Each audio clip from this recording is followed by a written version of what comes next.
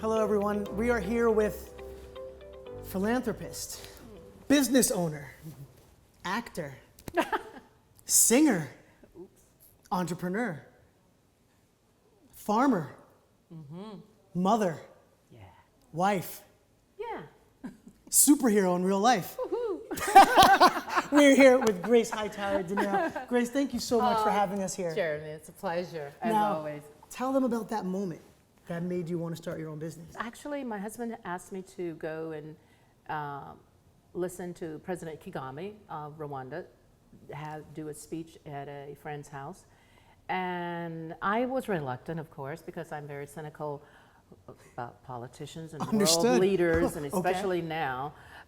Anyway, that's neither here nor there. So I went. I went and I heard him speak, and he spoke so eloquently. And he spoke about his people first and what they wanted. They want trade, not aid. Not that they're saying, no, we don't want the help, the assistance. He made it very clear, we are entrepreneurs, we're creators, and that's what we'd like to do. As much as we appreciate the assistance, we want trade. And I thought that was so profound for a third world country that is poverty-stricken and had just not many years ago dealt with the most incredible genocide in our time. And I decided to take a trip to Rwanda to speak with the people on the ground and see what they felt they really wanted for their country. And I found that, wow, the people, number one, they are really creative entrepreneurs. They are hardworking people. They have work ethics. They're progressive thinkers. Really? But when I went to the first coffee farm, had a young lady by the name of Valentina and her brother who had to leave their farm, and their entire family was wiped out by the genocide.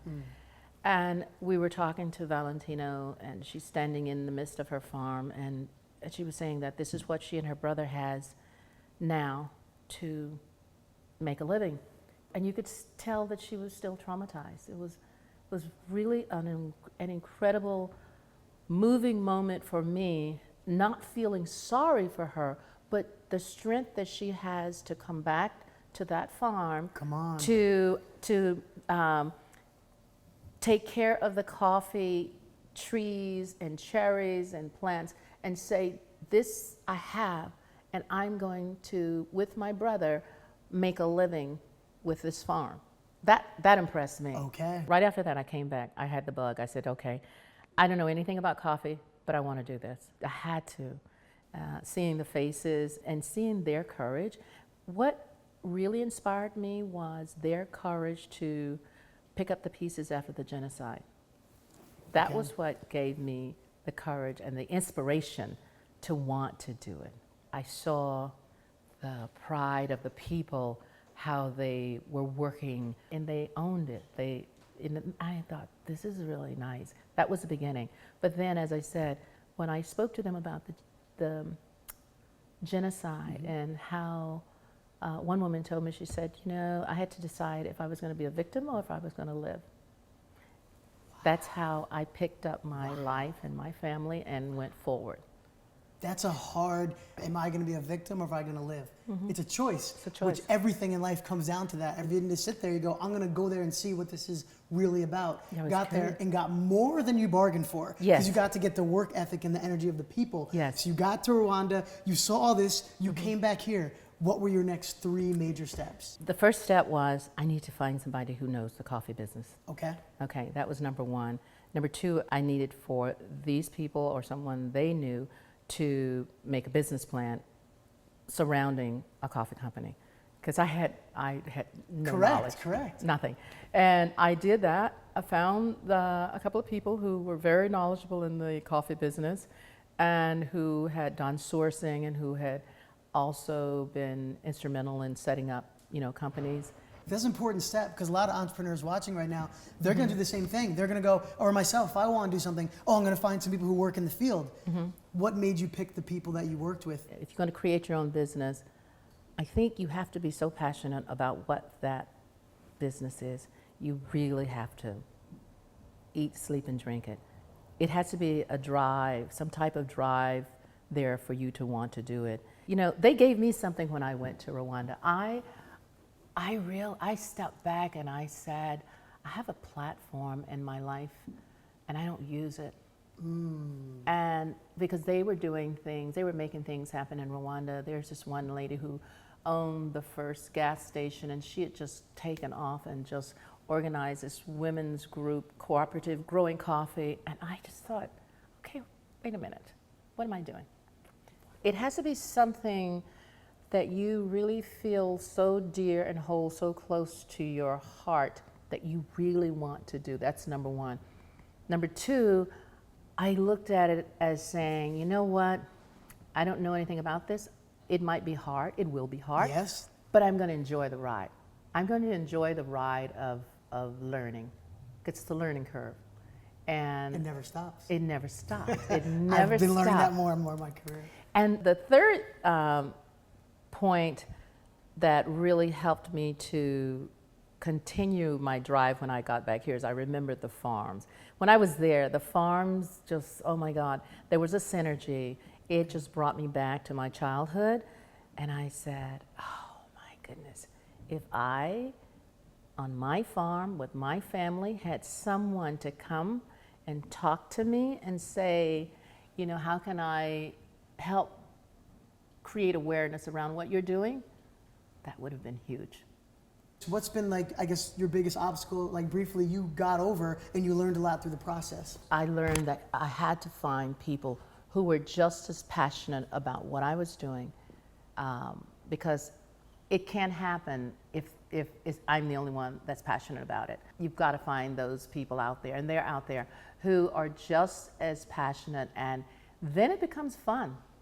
How was the conversation when you told your husband, who is Robert De Niro, that I wanted to start a coffee business? Was he against it? Was he for it? Did he offer you advice? How did home handle that?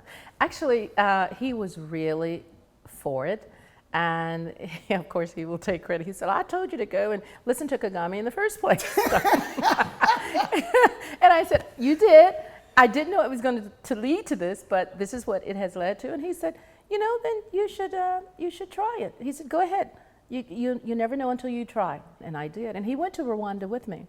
Really? He was very... Oh, he was very supportive. Yeah, very. And he was very impressed. And he said, this is really, he said, Grace, it's really interesting. And I never knew, you know, the extent of the genocide, and because that was a very quiet thing. But yeah, he inspired me, actually. And has he tried to butt his way in and tell you what to do, and you had to put the brakes on him? Let me see. No, I tell you what, he's a hard sell. At first, he was with this other brand of coffee that he drank. I love the quotes. and you know, and so he doesn't like to change, like most of us. We don't like to change. Correct. And so I kept saying, you know, why don't you try this? Oh, I will. I said, okay. So I didn't say another word. And this is one thing you will learn in doing your business. You don't have to sell it. If you've got it lined up properly and you've got a great product, it'll sell itself. I started sending out little gifts to different friends of ours. And they started saying, oh my God, Grace's coffee is absolutely the best. And he heard that so many times, and he said, why don't you make me one of those coffees like yours? You in a wow. And that's how, and then now he drinks, that's all he drinks. Yeah, see, that's you women are so much smarter than us, and you went around the way to get what you need. Make sure the product is great, Okay. and you know, marketing is hard work still, but if the product is really great, then you're on the road. To start a business, especially across the world in Rwanda, why was it so important for you to empower people over there? So first of all, I didn't and do not consider myself empowering them. What happened was I went there and they really inspired and empowered me to create this. In my doing what I'm doing, they are doing more of what they do, which helps to motivate and makes them feel stronger and more confident in what they're doing because they are constantly in making a better product. But empowering, I think, is such an interesting word, and I think sometimes we take it and we think that we are really that power and we are giving this to somebody else. But what we're doing is giving it to ourselves. They are empowering themselves. We just happen to be doing and going through the experience of the business, the farming. But the empowerment is here already. It's just recognizing it and becoming alert. Because as they grow more coffee, they're becoming more confident. That empowerment is there, it just comes out. As I sell more coffee on this end and showcase it and hear those wonderful phrases of, like Cole said, the coffee is so good. That, you don't know how good that made me feel, Cole. What she's talking about, Cole, is the guy holding the camera, everyone, Yes, that you're watching you it. can't see him, but that's that empowerment that's there. It's always been deep-seated. That's who we are. And so that's what gives you the energy, or I guess what we talked about earlier, the drive to do this business? I hear someone say, oh my God, the coffee is great. Okay, I want to do more. Oh my God, this is so wonderful. Then I go back and I tell the farmers.